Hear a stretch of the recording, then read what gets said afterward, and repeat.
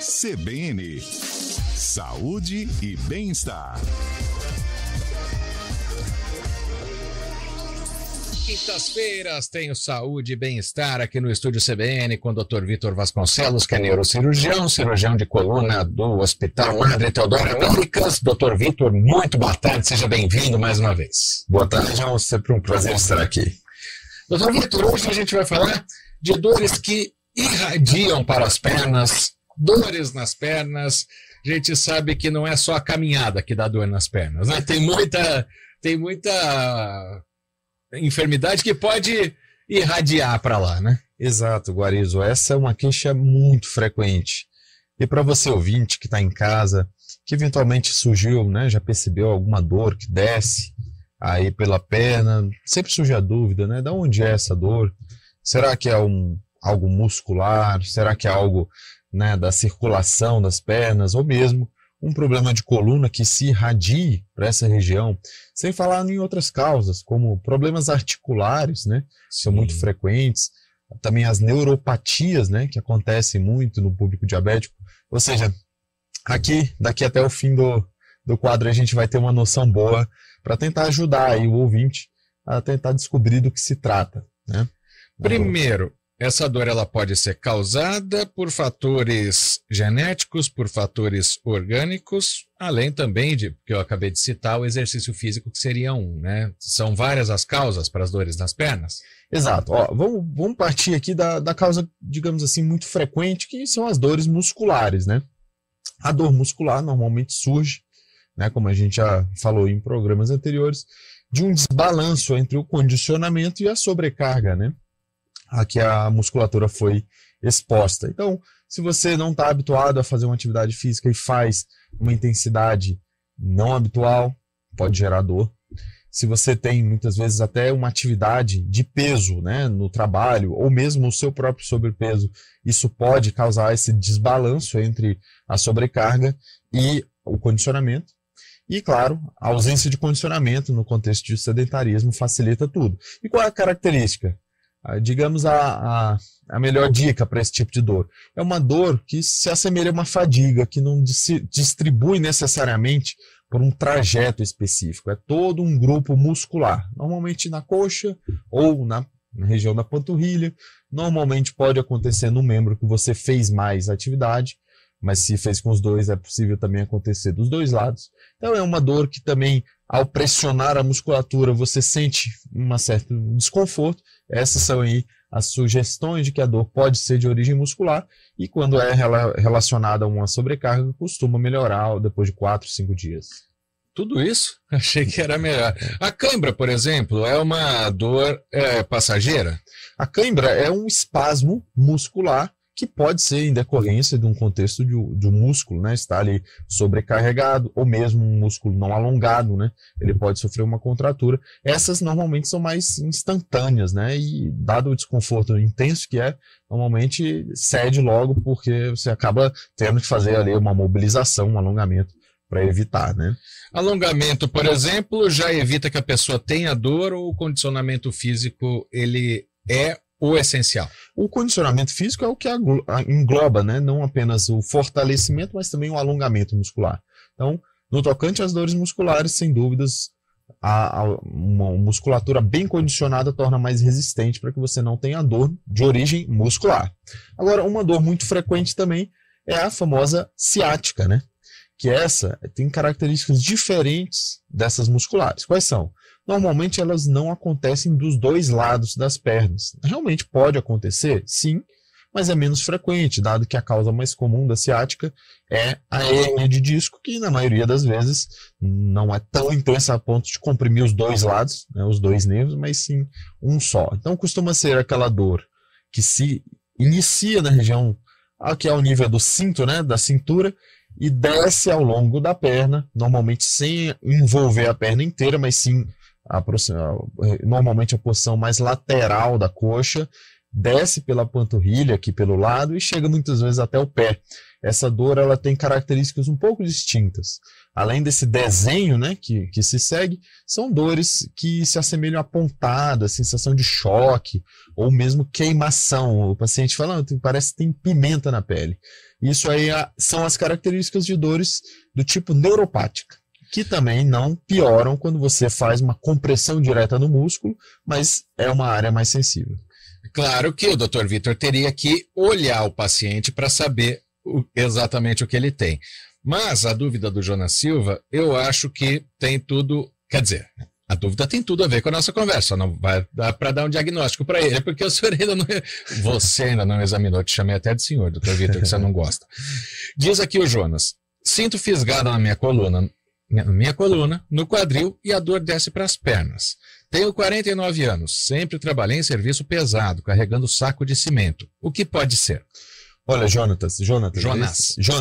Então, é claro, como o Guarizo falou, a gente sempre, no rádio, a gente sempre orienta, conversa, mas é para te dar uma certeza, seria melhor avaliá-lo. Mas, seguramente, o fato de se distribuir, não apenas de um trajeto, né, um grupo muscular como a coxa ou a panturrilha, e ter essa característica que se irradia ao longo do trajeto, compatível à distribuição de um nervo, sugere que a dor possa ser de origem neurológica. É claro que, além disso, tem as outras características, como a gente citou, né? É uma dor mais enfisgada, sensação de pontada. Os pacientes falam, doutor, é uma dor que eu não pareço sentir superficialmente, parece bem profunda na perna.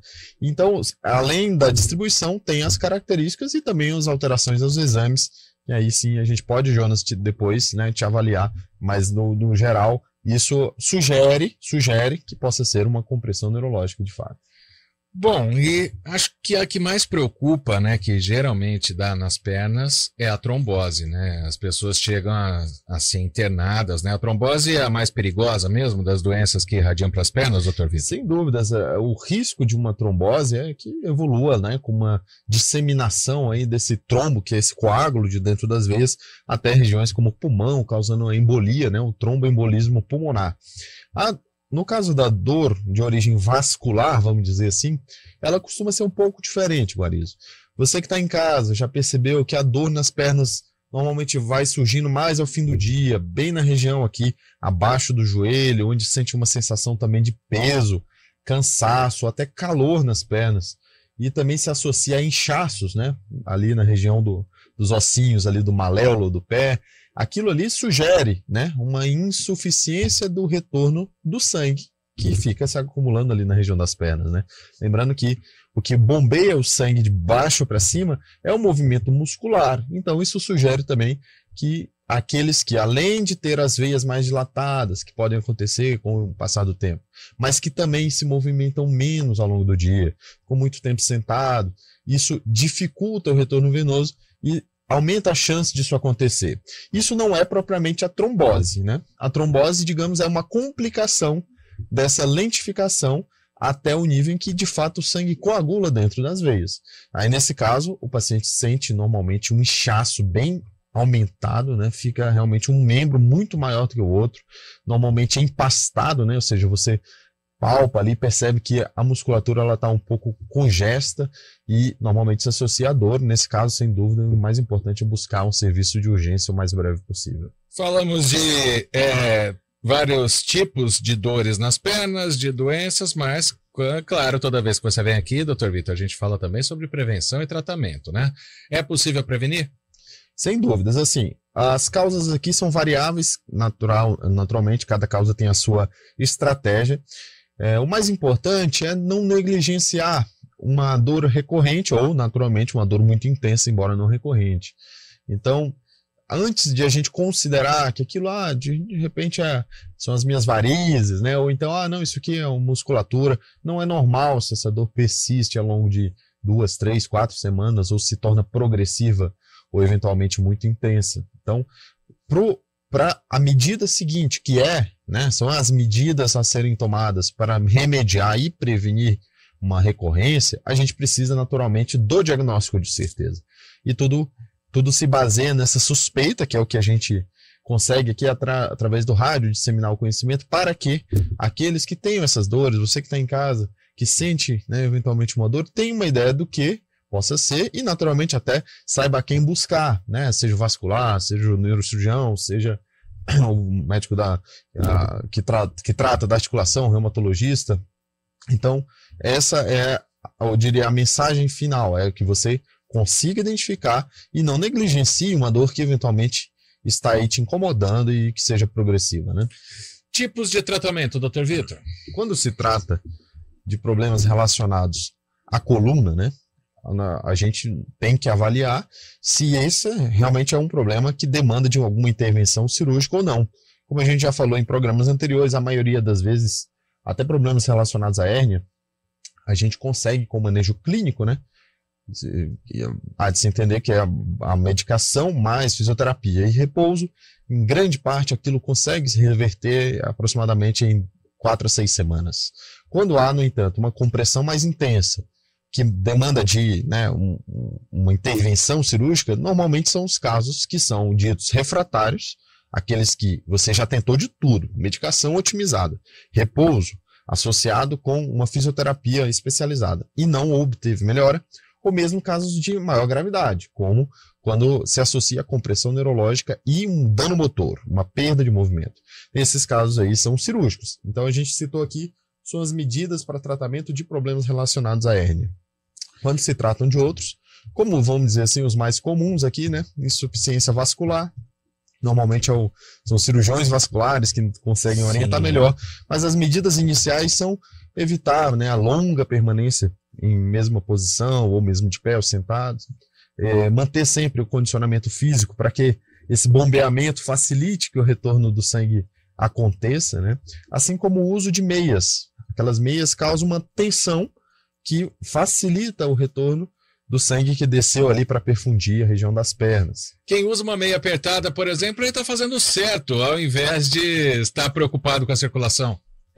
Na verdade, essas, né, meias que a gente chama de compressão, elas têm uma compressão limite, de modo que ela aumenta, né, a resistência ali dos vasos e a contração muscular para que o sangue retorne, mas não são garrotes, né? Eles não fazem uma compressão tão importante que causem eventualmente uma dificuldade das artérias, né, de irrigar a região. Do contrário, realmente seria um risco, né? Tá chegando muita pergunta, como o nosso tempo já está esgotado, vou propor aqui para o Dr. Vitor Vasconcelos que a semana que vem a gente continue falando sobre dores nas pernas, porque está vindo bastante pergunta, Dr. Vitor. Pode ser? Claro, pode ser sim, é um problema bem frequente e a gente vai ao máximo aí responder todas as perguntas, pessoal.